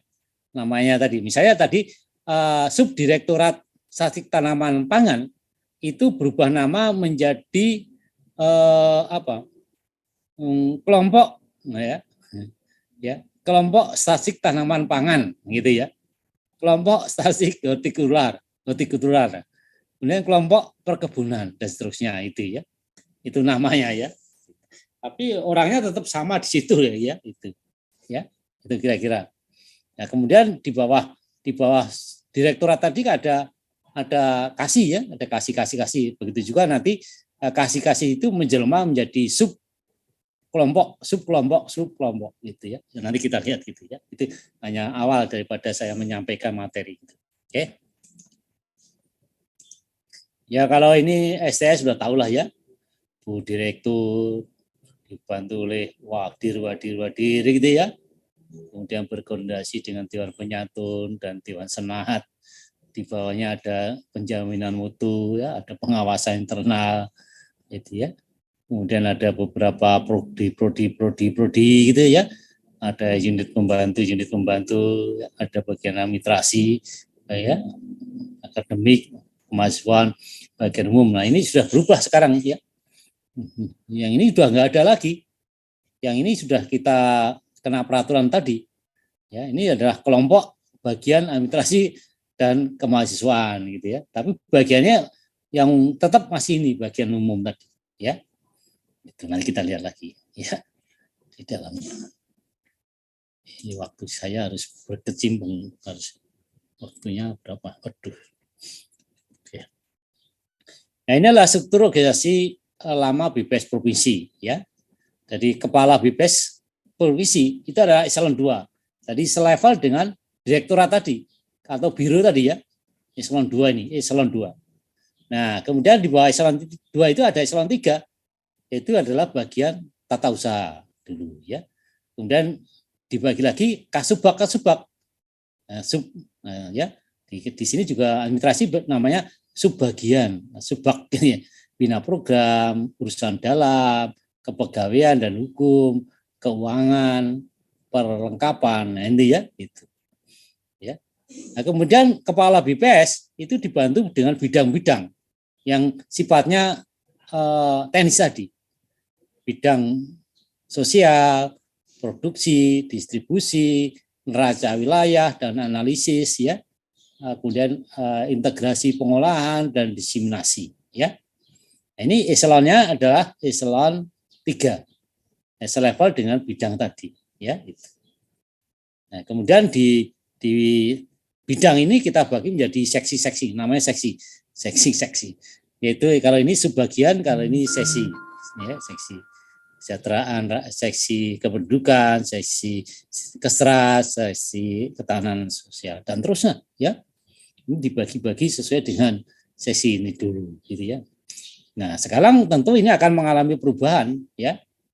Yang tetap itu ini bagian tata usaha, tapi namanya menjadi bagian umum. Nanti di sini ini akan mengalami beberapa perubahan nama juga ya. Tapi kalau yang di sini kepala bidang ini akan berubah menjadi pejabat fungsional tertentu ya. Ya. Jabatan fungsional tertentu gitu ya, itu ya. Ya sesuai bidangnya. Ya biasanya kalau yang teknis ini yang bidang statistik ini biasanya akan menjadi statisi ya, tapi kalau integrasi atau ini kemungkinan ada yang jadi prakom, pranata komputer kan ya, itu nanti kita lihat. Oke, sampai situ bayangan kita. Kemudian level kabupaten kota ini juga sama, kepala BPS kabupaten kota itu eselonnya 3. Jadi selevel dengan kepala bidang ya, atau kasubdit tadi ya, atau kepala ya kasubdit ya gitu ya, atau kepala bagian dulu ya.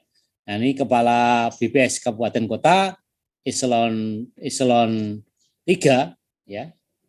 Saya sebutkan eselon tadi karena ada maksud saya nanti eselon 3 itu kita akan hapus gitu ya, supaya nanti teman-teman tidak kaget gitu ya.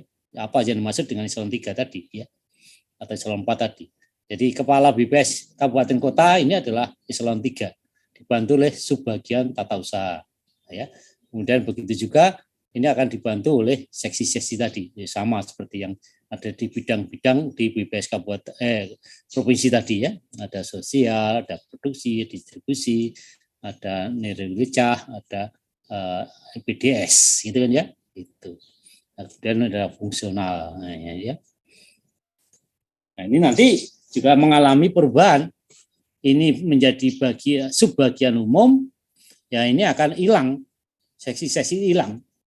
Akan menjadi fungsional tadi, fungsi jabatan tertentu tadi, fungsional tertentu lah, gitu ya. Yang tadi sama, kalau yang sifatnya statisi akan menjadi fungsional statisi, tapi kalau sifatnya komputasi akan ada yang menjadi pranata komputer. Ya, itu kira-kira ya. Oke, kita langsung tingkat kabupaten.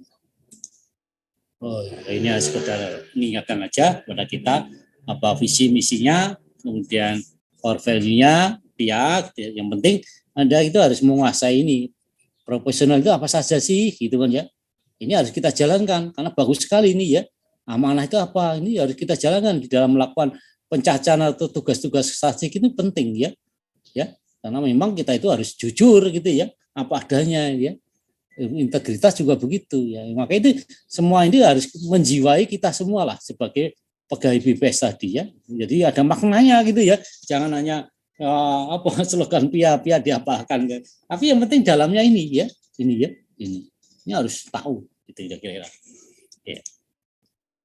Ya, kemudian BPS vertikal ya pada dasarnya pada Undang-Undang nomor 32 2004 atau nomor 25 tahun 99 itu adalah otonomi ya.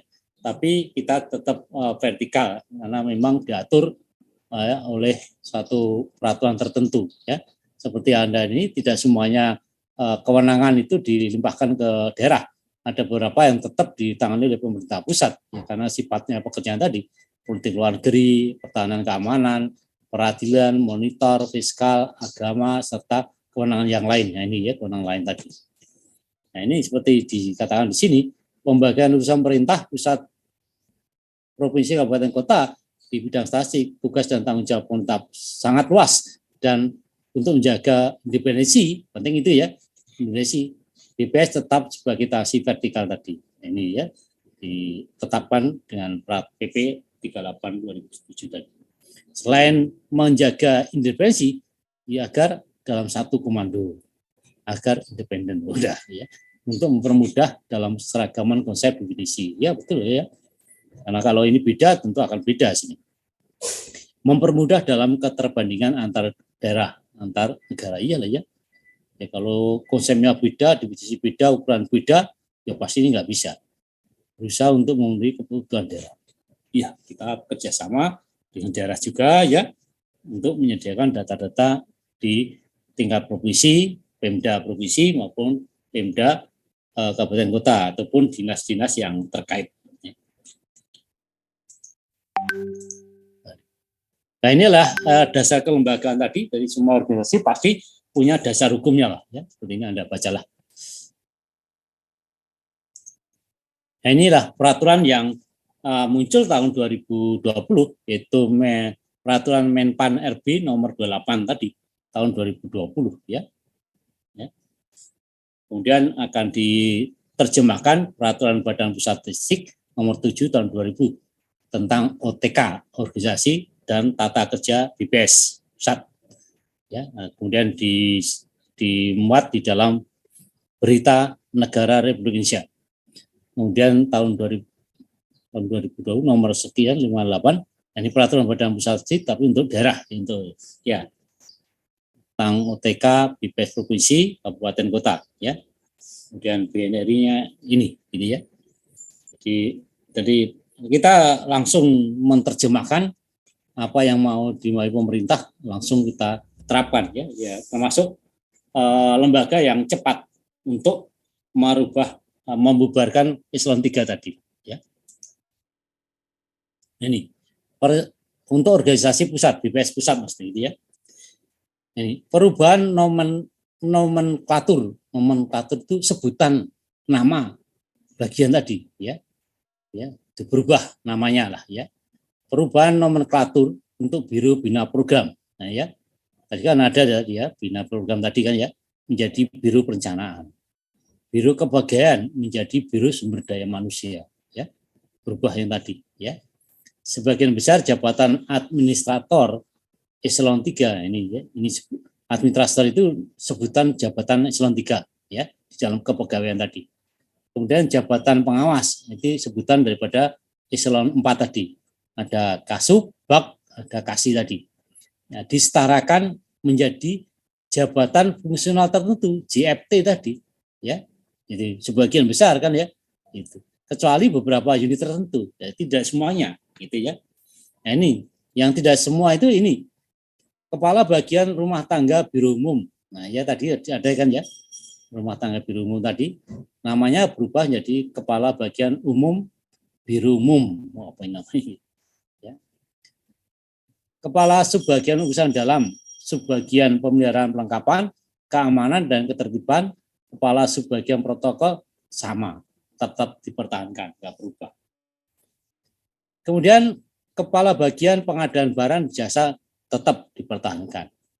Kepala bagian administrasi inspektorat berubah menjadi kepala bagian umum inspektorat. Nah ya, ini ya. Begitu juga di Pusdiklat, kepala bagian tata usaha Pusdiklat menjadi kepala bagian umum Pusdiklat. Juga Postat, itu kepala bagian umum Postat atau BAU yang terkenal gitu ya, atau BAU gitu ya, menjadi kepala bagian administrasi umum Postat gitu ya, ini ya. Bagi administrasi umum ya berubah itu ya. Jadi ada yang tetap sama, ada yang berubah namanya aja gitu ya. Dan ini yang tidak menjadi JFT tadi, jabatan fungsional tertentu tadi ya. Ya tadi katakan tadi di Posta kan ada dua bagian BAK kan ya. Nah, BAK itu hilang menjadi JFT tadi ya. Yang tetap dipertahankan ini, itu ya, salah satu contoh itu ya. Oke. Nah ini dia. Ini adalah organisasi di provinsi dan kabupaten, baik yang sebelum dan sesudah, ringkasan gitu ya. Tadi udah kita singgung. Nah ini ya, kepala BPS provinsi dibantu oleh bagian tata usaha ya, tadi ya. Dan 5 bidang tadi ya. Ada produksi, ada sosial, ada wilayah, neraca wilayah, ada IPDS dan sebagainya tadi ya. Ya, ada 5 bidang. Kemudian masing-masing ada 5 seksi, pada 5 subbagian, ada 15 seksi, ya, itu.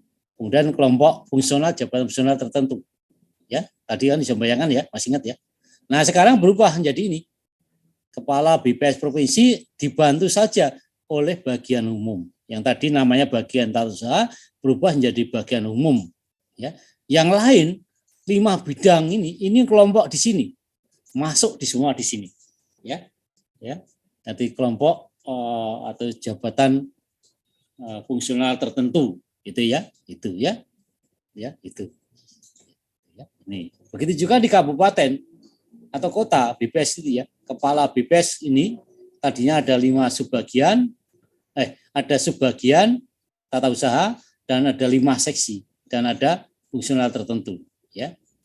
Kemudian setelah ada peraturan Menpan RB nomor 28, kepala BPS ini dibantu saja oleh subbagian umum ya, yang tadi nama ini berubah ini. Yang lain yang 5 seksi ini berubah menjadi fungsional di sini ya. Itu ya, sudah ada bayangan ya. Oke. Ini saya harus jabatan hasil penyederhanaan provinsi. Nah, ini penyebutan tadi ya. Dan tadi ada yang berubah nama ya. Kemudian apa tambahan pekerjaannya. Nah, ini sebelum, ini setelah, ini tugas tambahan. Kepala bagian tata usaha menjadi kepala bagian umum. Tadi kan ya.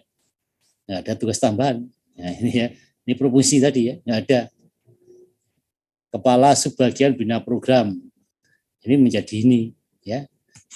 Ya, menjadi analisis anggaran muda. Nama aja, nomenklatur kan nama berubah lagi ya. Nah ini tambahannya subkoordinator fungsi bina program. Ya, jadi sebagai koordinator pekerjaan-pekerjaan yang ada di sini tadi sebetulnya ya. Maka subkoordinator fungsi bina program. Kepala subbagian umum menjadi aspirasi muda. Tambahnya ini.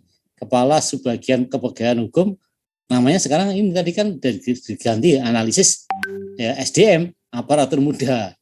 Ya aparatur muda atau tua ini ya, sebutan jabatan di dalam kepegawaian lah ya. Nah, kemudian tambahnya ini kepala bagian subbagian keuangan ini sekarang namanya ya, tambahnya ini ya, terus gitu ya, tambah ini ya. Nah ini kepala bidang statistik neraca. Nah, ya.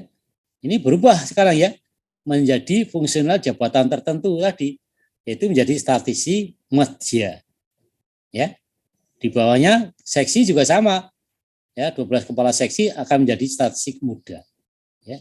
Cuma tambahan pekerjaannya, tugas tambahan itu ya karena ini selevel eselon 3 kan ya, kepala bidang tadi kan, maka jadi koordinator fungsi statistik neraca. Yang sub atau sesi itu menjadi subkoordinator fungsi statistik ini ya. Oke. Kemudian kepala bidang integrasi pengolahan diseminasi statistik. Nah, ini karena ini bidangnya tertentu, nggak mungkin akan jadi statistik muda supaya nanti bisa mengumpulkan kumial kan ya, nilai tadi. Itu menjadi pranata komputer madya, sebutan ya, muda, tua, muda, madya, utama gitu ya. Itu sebutan lah, tingkatan-tingkatan ya, nanti Anda lihat lah ya. Koordinator fungsi integrasi pengolahan dan diseminasi ya. Kepala seksi ini seksinya.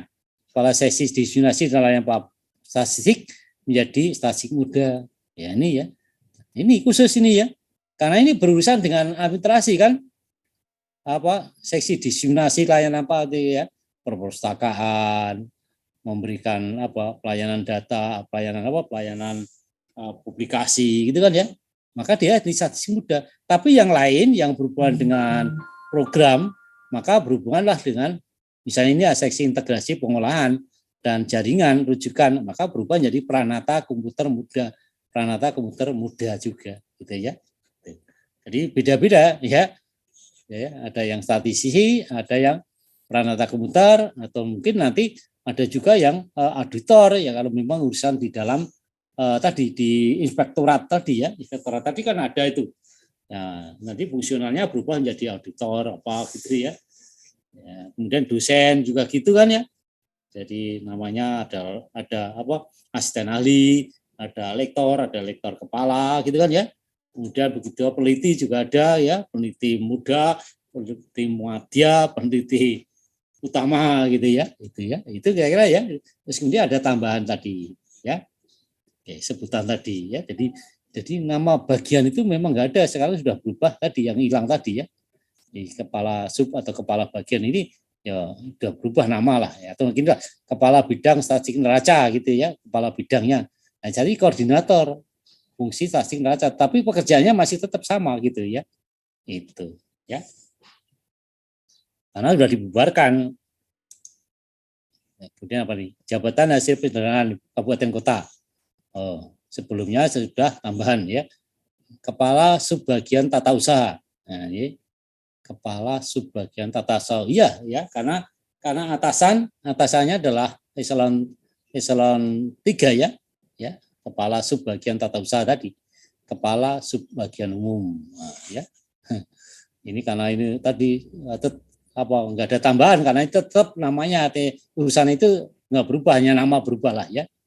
Tapi kalau di sini yang teknis sudah berubah semua, kepala seksi statistik sosial menjadi statistik muda. Nah, kemudian ini tugas tambahan koordinator fungsi statistik sosial. Nanti harus hati-hati ya. Kalau di tingkat provinsi kasih itu subkoordinator kan, ya. Tapi kalau di sini kabupaten kota kasih tadi tambahnya adalah koordinator ya. Ya karena atasannya nggak dapat tambahan ya, atasan tadi gitu ya. Ya atasannya nggak ada gitu ya. Maka yang menjadi koordinator ini gitu ya. Gitu. Ya kalau di bidang kan itu koordinator karena ya.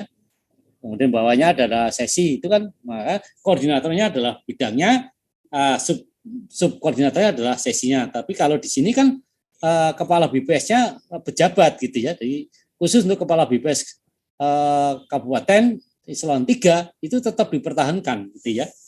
Ya di bawahnya yang berubah-ubah tadi ya. Gitu ya. Ini ya. Seksi distribusi itu namanya seksi neraca wilayah analisis statistik muda juga. Nah ini kalau seksi IPDS tadi menjadi Pranata Komuter. Kenapa tidak ada statistik muda? Ya karena supaya Anda itu mengumpulkan nilai itu sesuai pekerjaannya kan. Gitu. Nah, kalau ini statistik muda Anda akan montang-manting nyari pekerjaan tadi ya.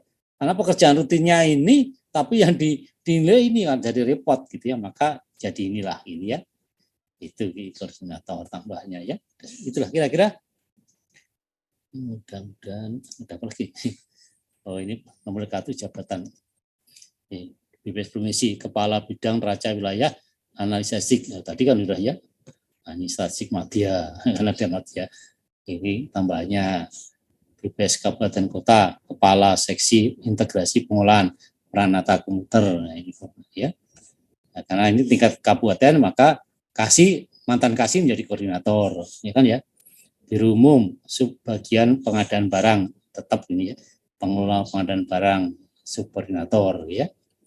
Gitu ya, statistik madya pada BPS Provinsi selaku koordinator fungsi neraca ya. Pranata Komuter muda, iyalah tugasnya ya. Jadi tingkat kabupaten kasih tadi menjadi koordinator ya. Tapi kalau tingkat provinsi sama pusat Eselon 3 akan menjadi koordinatornya ya. Pengelola barang jasa umum. Oke sama. JF jabatan fungsional pengelola pengadaan barang jasa muda di BPS Provinsi bersifat penugasan. Ya, sementara ini dulu mungkin nanti kalau ya ditetapkan ya, tetaplah mungkin ya. Mungkin masih ada pertimbangan tertentu, saya nggak tahu apa. Oke, saya kira begitu materi kita cukup lumayan ya.